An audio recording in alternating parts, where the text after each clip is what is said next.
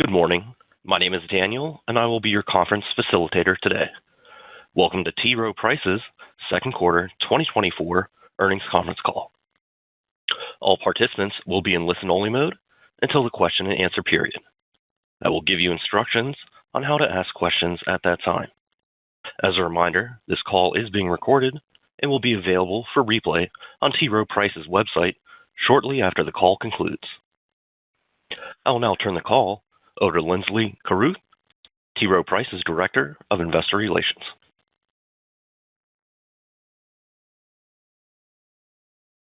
Hello, and thank you for joining us today for our second quarter earnings call. The press release and a supplemental materials document can be found on our IR website at investors.troweprice.com. Today's call will last approximately 45 minutes. Our CEO and President, Rob Sharps, and CFO, Jen Dardis, will discuss the company's results for about 10 minutes. Then we'll open it up to your questions, at which time we'll be joined by Head of Global Investments, Eric Veiel. We ask that you limit it to one question per participant.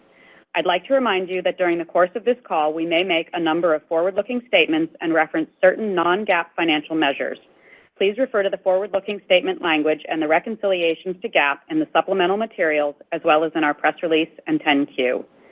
All investment performance references to peer groups on today's call are using Morningstar peer groups and are for the quarter that ended June 30th, 2024. Now I'll turn it over to Rob. Linsley, thank you, and thank you all for joining us today.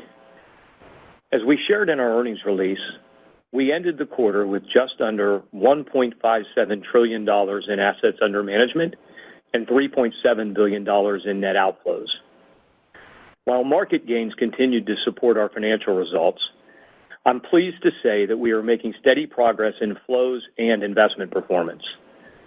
Our sales pipeline is healthy, redemption pressure is stabilizing, and our associates are driving our strategic initiatives forward. We continue to be on track to substantially reduce net outflows this year. Overall, our investment performance remained solid in the second quarter, with 2/3 of our funds beating their peer group one-year medians and over 40% of our funds in the top quartile. In our equity franchise, U.S. Equity Research, U.S. Mid-Cap Value, International Value, Financial Services, Integrated U.S. Small Mid-Cap Core Equity, and Integrated Global Equity are all top quartile performers for the 1, 3, and 5-year time periods. The transparent equity ETFs we launched last year are demonstrating strong performance with the growth, value, and small mid-cap ETFs all top quartile performers versus peers for the 1-year time period. In our fixed income franchise, several of our muni funds, as well as our institutional floating rate and credit opportunities funds, have 1, 3, and 5-year top quartile performance. Both our flagship retirement funds and the newer retirement blend version of the strategy continue to deliver strong performance across multiple time periods. Returns across alternative strategies continue to be strong, with alpha generated across the portfolios, primarily due to effective individual credit selection.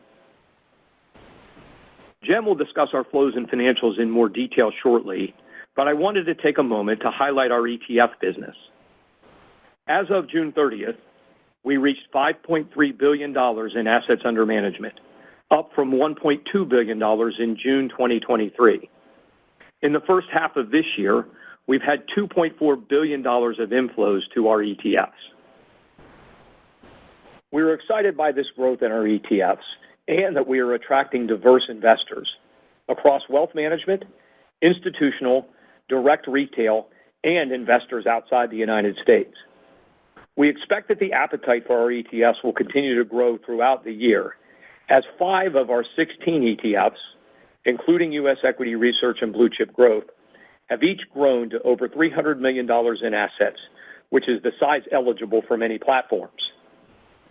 Our transparent equity ETFs now have a 1-year track record, a requirement for most platforms. We are broadening the product lineup, including the recently launched T. Rowe Price Intermediate Municipal Income ETF, which is our 6th fixed income ETF and our first federal tax-free fixed income ETF. and we are planning to make additional investment strategies available as ETFs over time.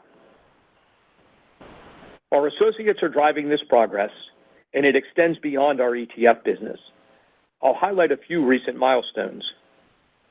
We filed to launch the T. Rowe Price OHA Flexible Credit Income Fund, or OFLEX, our first interval fund.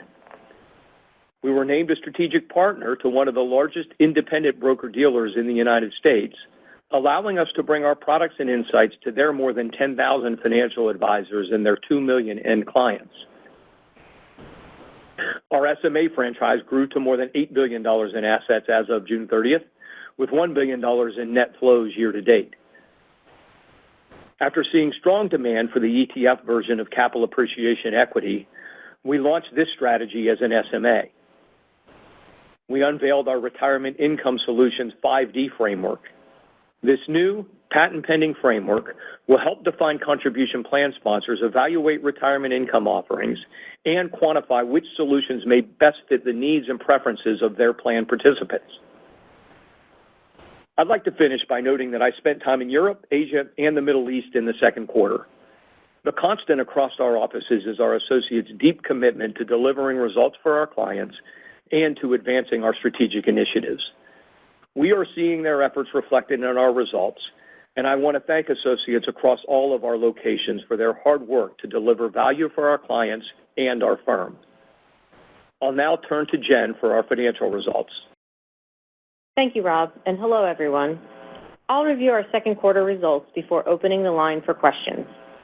Our adjusted earnings per share of $2.26 was up nearly 12% from Q2 2023, driven by higher operating income and a lower effective tax rate.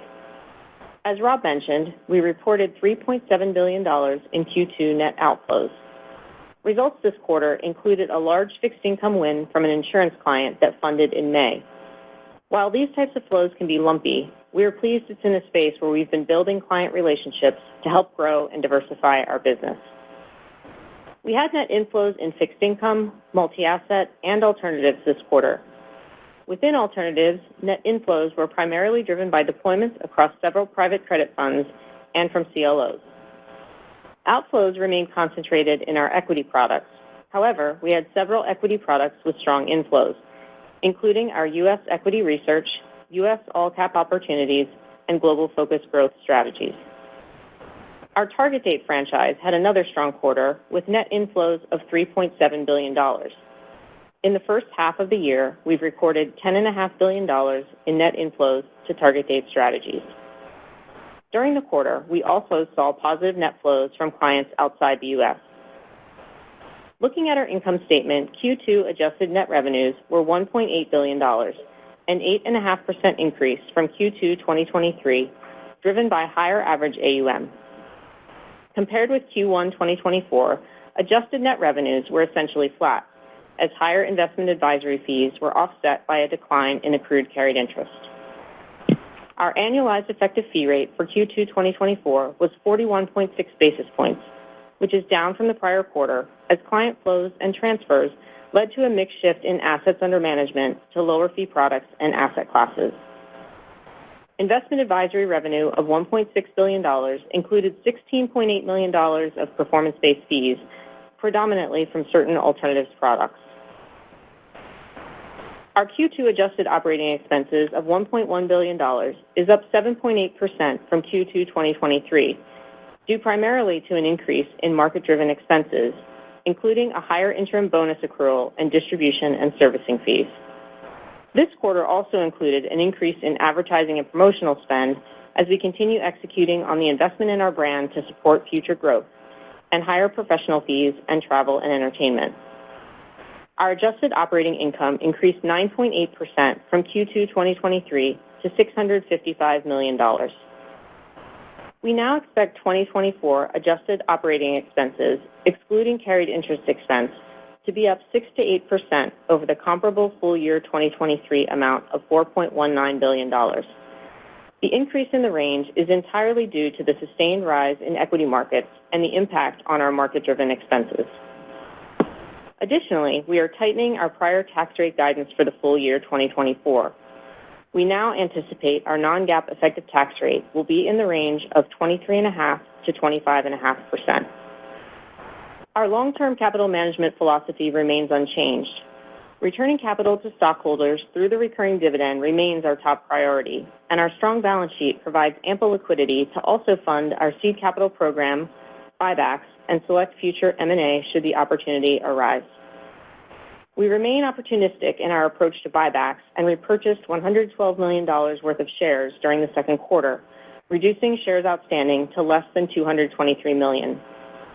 Combined with our quarterly dividend of $1.24 per share, we have returned nearly $761 million to stockholders during the first half of the year. We continue to thoughtfully manage expenses while sustaining our core investment in our associates and delivering new capabilities to best serve our clients and expand in growth areas of the market. While we have more work to do, we are encouraged by the year-over-year improvement in overall flow trends, driven by the combination of a more positive market environment, improved investment performance in certain strategies leading to lower redemptions and increasing sales pipeline, and our strategic initiatives yielding results. And now I'll ask the operator to open the line for questions. To ask a question, please press star 11 on your telephone and wait for your name to be announced. To withdraw your question, please press star 11 again. In the interest of time, we ask that you please limit yourself to one question. Please stand by while we compile the Q&A roster.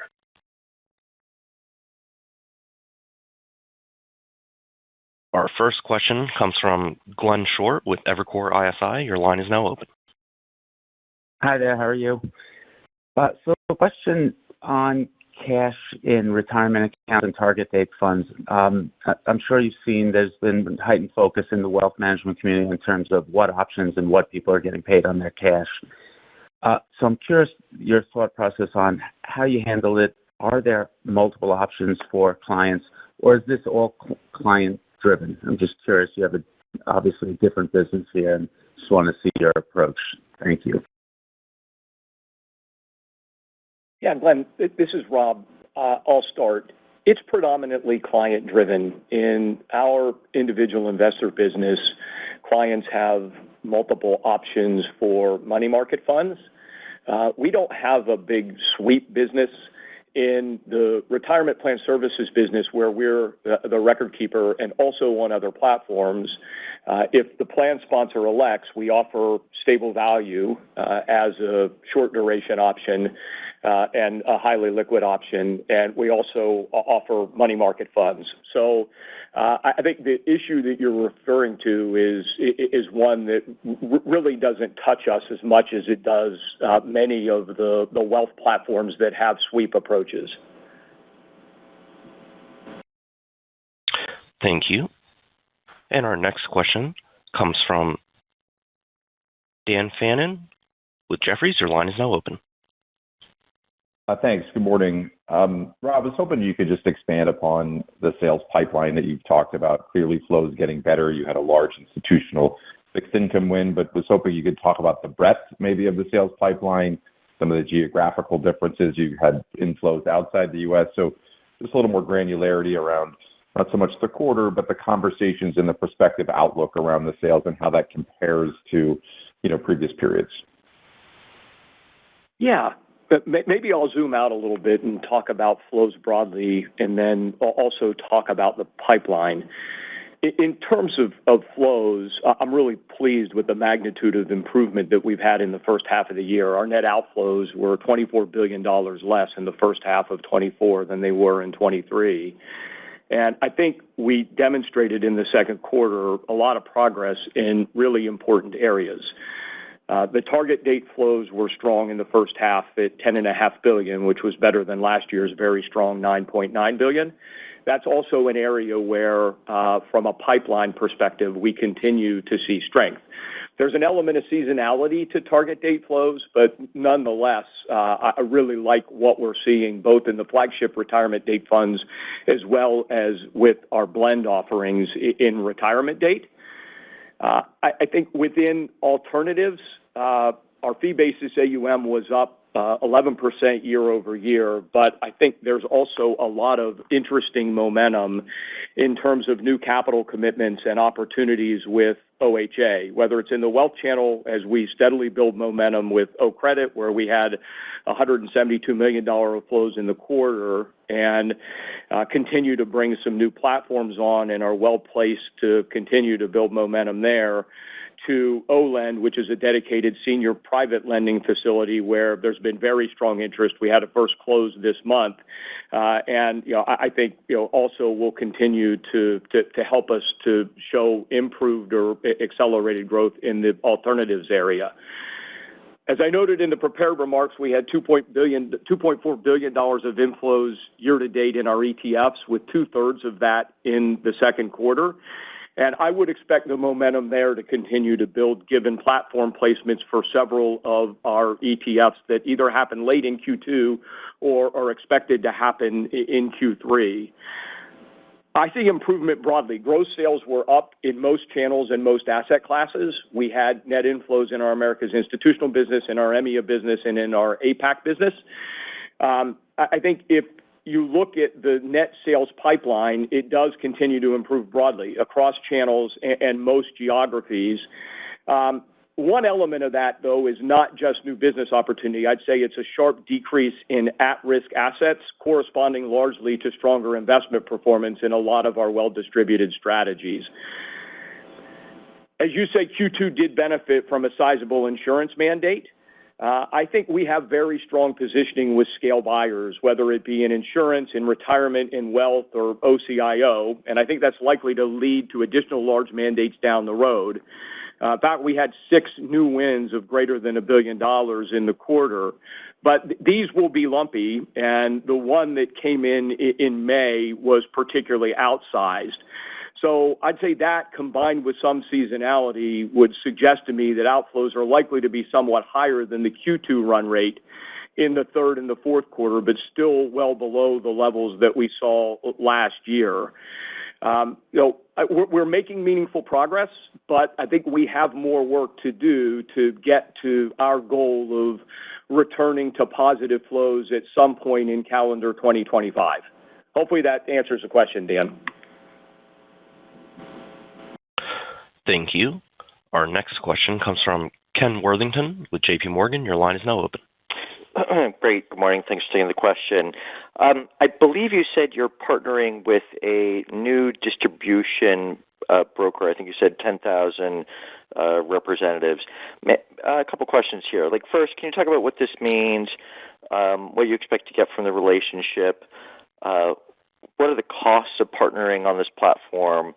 And are there other larger distribution relationships that you aspire to work with that may actually be your partners in the not-so-distant future?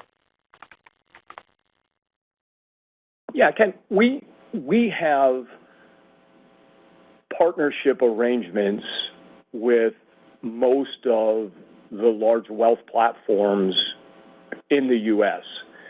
Each of them is bespoke, and I'm not going to get into the particular terms, but needless to say, I think given our breadth of offering, our scale, our investment performance and brand, we've got a big opportunity as we've continued to build out our field coverage to further penetrate those accounts.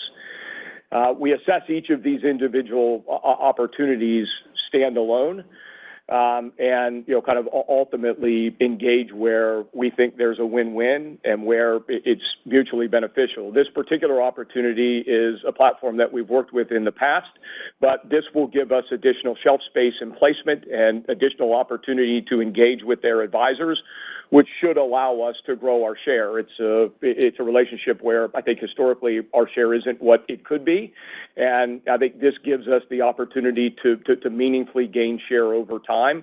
I'm optimistic about the impact of it, but again, this is one of many of these sorts of relationships. I think we simply called it out because it's a new one. Great. Thank you.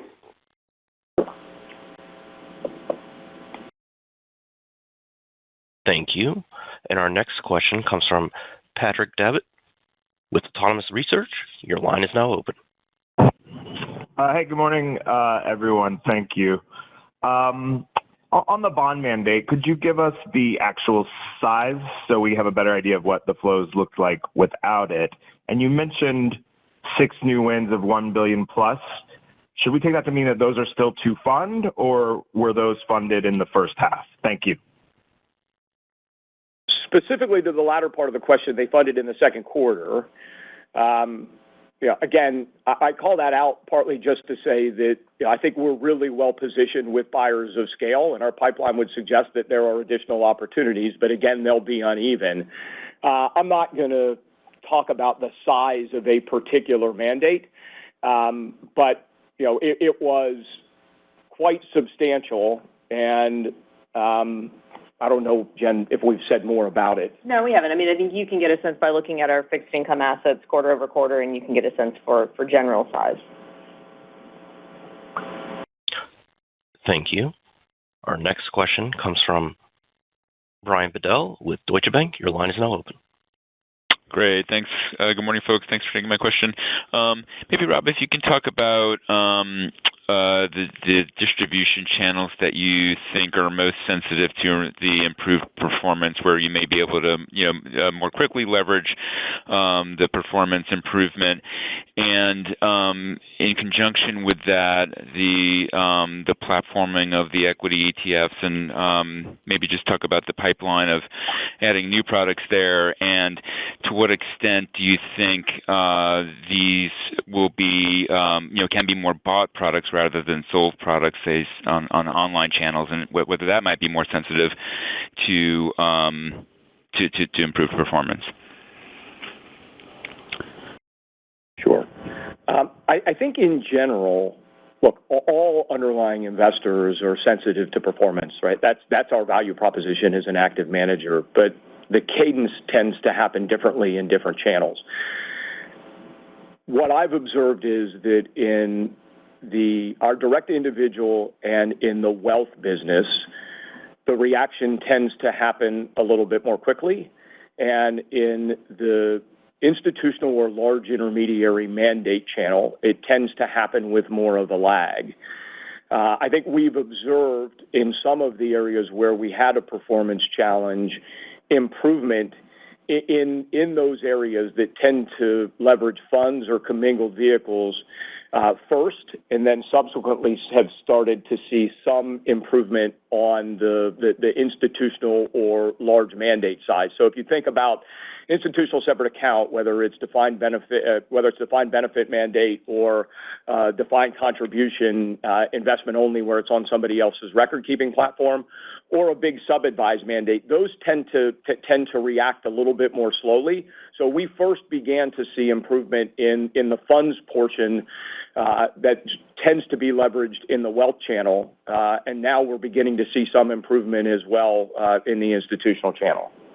We've talked before about the fact that you'll see redemptions pick up. When you have a performance cycle, you'll see redemptions pick up, or sales slow first, then redemptions pick up, then you'll see redemptions start to slow, and then you'll finally see sales start to pick up. I'd say on the redemption cycle, we're very far through seeing the improvement in redemptions, getting much closer to what are more traditional levels of redemptions in those products.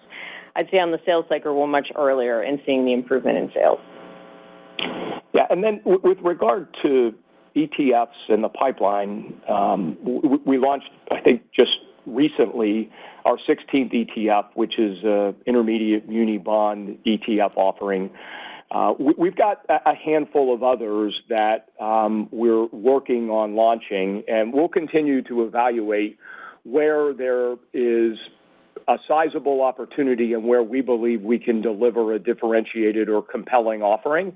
It would be my intention to broaden the number of strategies that we offer as ETFs over time, but I think we'll do it in a thoughtful way. We want to do it kind of in areas that our clients value and where we can deliver something that's differentiated and durable. Thank you. Our next question comes from Michael Cyprys with Morgan Stanley. Your line is now open. Great. Thank you. Maybe just continuing with the ETF topic here. You seem to be having some good traction and success there. So just want to drill down a little more. Hoping you could elaborate on your sales and distribution approach with ETFs and how that differs from your approach to the sale of more traditional mutual funds for you. And then more broadly, if you could just comment on your strategy and approach, including the way that you are going to market with, in some cases, replications of what you already offer in mutual funds versus opportunities with other strategies that are different from what you already have, how you think about that and approach and navigate certain challenges in the marketplace that may or may not create. Thank you. Sure. This is Eric. I'll take a first cut at that one. In terms of how we go to market with our ETFs, it is, as Rob mentioned, we have 16 different strategies across asset classes. We have a specialist ETF capability where we have dedicated expertise from a sales perspective to support our field team as they're out talking to different parts of the USI or the U.S. intermediary channel across the wealth advisors specifically, but also to target parts of the market where historically we haven't done as much because prior to the last several years we didn't have much of an ETF offering. So there are dedicated advisors out there who solely use ETFs, and we've been working to discover those advisors and reach out to them with our capabilities. That's coincided with increased interest in active ETFs from a market perspective, and we've benefited from our capabilities as an active manager and the brand that we have in building out our presence there. I think there's plenty more to do, and we're still in what I would say the early stages of identifying and penetrating that unique market opportunity. In terms of the second part of your question, where we offer clones or similar clones to our existing strategies as well as new capabilities, we want to be able to bring, as Rob said before, our full set of investment capabilities to our clients. We started with the semi-transparent active equity ETF suite because that is what we were well known for, strategies that we believed that the market would embrace, and they did up to a point. We then wanted to make sure that we were able to bring new capabilities using our research platform to offer strategies that brought even more capabilities across the ETF suite, meaning full transparency, maximize tax efficiency into that market. And we were able to do that also then to get into categories that we weren't able to do before with semi-transparent, specifically the international area where the semi-transparent doesn't allow you to do some of the holding. So that allowed us to broaden our suite out. Yeah, I'd just add that we find that there are certain clients that really value the clone semi-transparent approach because they're able to access known strategy with a long tenured track record in the ETF vehicle. I think there are other clients that are much more familiar and comfortable with the fully transparent approach. And I think we're now in a place where we're comfortable delivering a range of investment strategies across both approaches and feel both approaches have merit. And I think back to the earlier point of those relationships with larger platforms and clients, we use those relationships to help inform where people have gaps. I mean, we want to understand where things can get placement as early as possible because I think you've seen with the number of offerings in market, it's really important to try to get those strategies scaled as quickly as you possibly can to make sure that they can cut through the noise. And so our focus has really been on both getting those products launched, but also getting them above those important sort of $100 to $200 million asset raises. I'd say I've been pleased and maybe a little surprised at the range of investors that the ETFs have appealed to. As Eric said, we're targeting a number of RIAs that are ETF power users, as well as more traditional wealth platforms and broker-dealers, and we've got some interesting placements that I think kind of really present a big opportunity. But we've also had some institutional investors, some investors based outside the U.S. that have been attracted to the ETF vehicle. So I think it's encouraging. It's still relatively small in the context of our overall AUM base, but I think it's a huge and compelling opportunity for us, and it's one we're really leaning into. Thank you. Our next question comes from Brennan Hawken with UBS. Your line is now open. Good morning. Thanks for taking my question. I actually have a request and then a question. So one thing just to consider, many of your peers provide an adjusted income statement. which really would reduce the potential for misunderstandings and errors around interpreting your results. And I'd like to just please ask you to request putting that together, because the way the disclosure now is, it's a little, I'm worried it could lead to some confusion.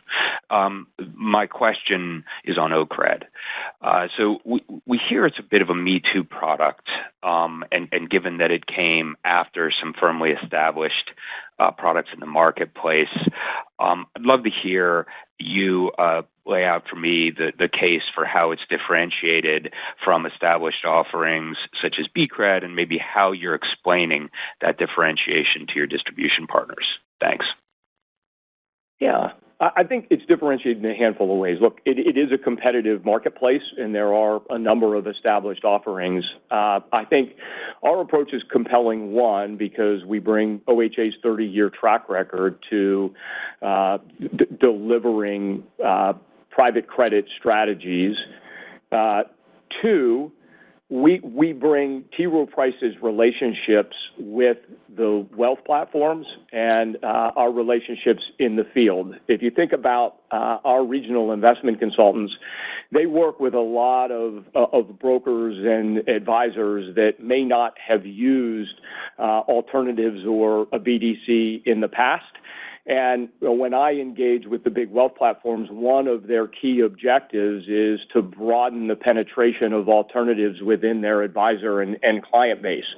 So I think what's differentiated about our approach is we can use the depth of our relationships in the field to help them further penetrate their base with a product that is being managed by a team that has a very compelling standout track record in running private credit strategies. So look, I do think that it is difficult to stand out, particularly in an environment where credit defaults have been extraordinarily low from an investment performance perspective. And I think it's fair to say that you really have to work hard to differentiate and get attention.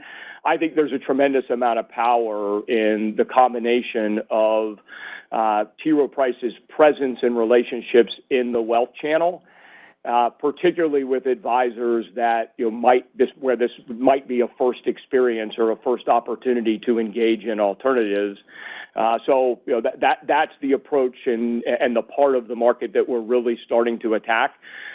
Look, I think this is a first offering. We're also working on OFLEX, which is an interval fund. We're taking feedback from the wealth platforms on where there's interest and where something might be more differentiated or more attractive, and I think are hopeful that as we roll those out and build those relationships, that we'll be able to leverage them and establish more momentum going forward. Thank you. As a reminder, to ask a question, please press star 11 on your telephone and wait for your name to be announced. Again, that is star 11 to ask a question. Our next question comes from Alexander Blostein with Goldman Sachs. Your line is now open. Hey, Rob. Hey, good morning, everybody. Question for you guys on the fee rates.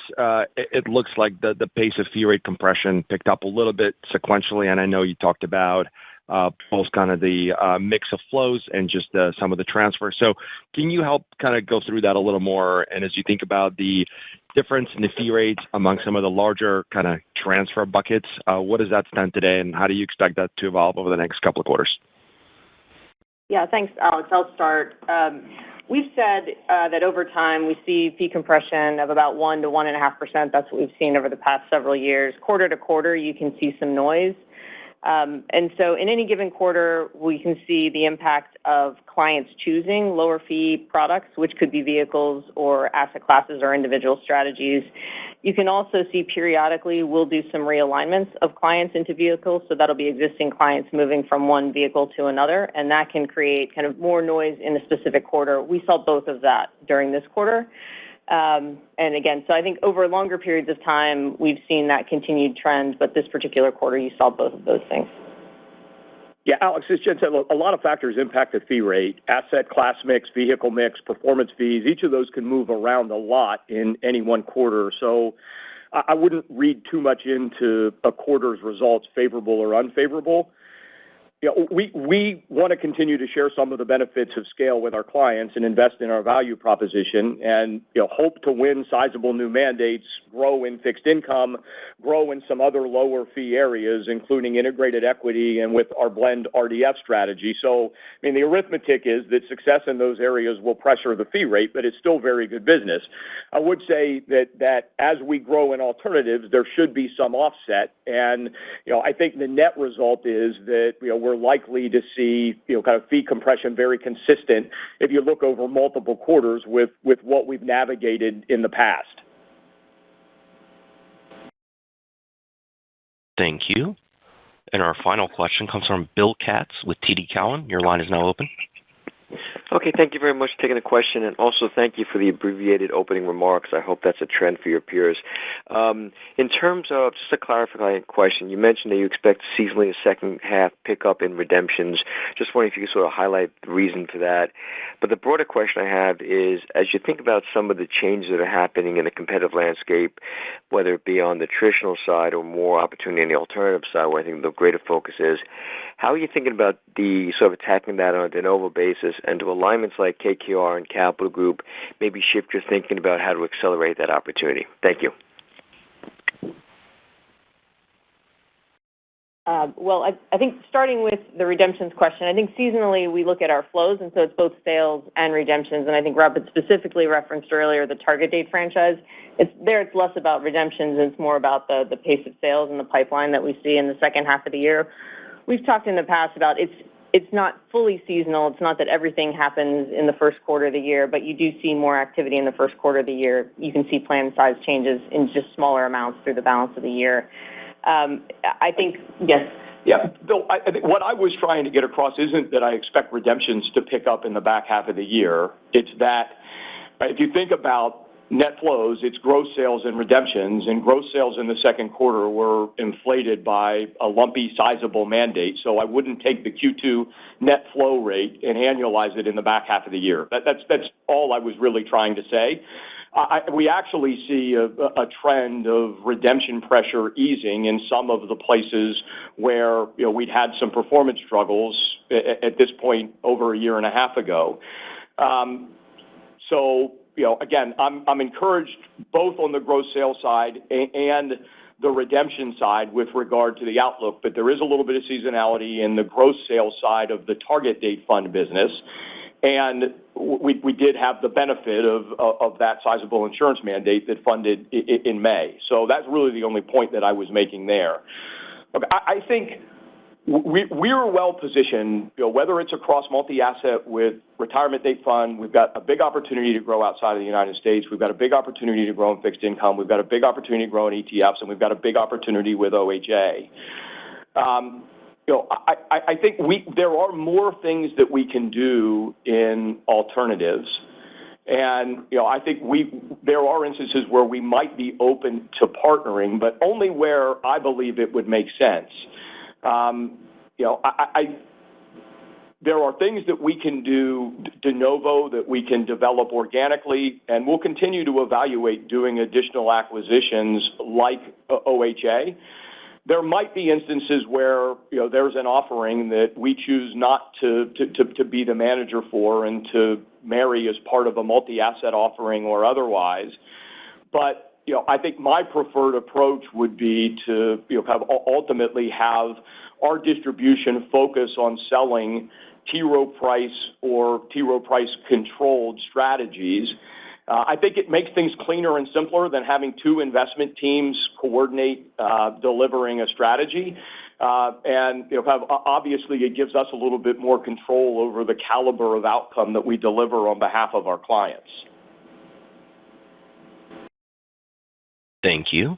This concludes the question and answer session and today's conference call. Thank you for participating. You may now disconnect.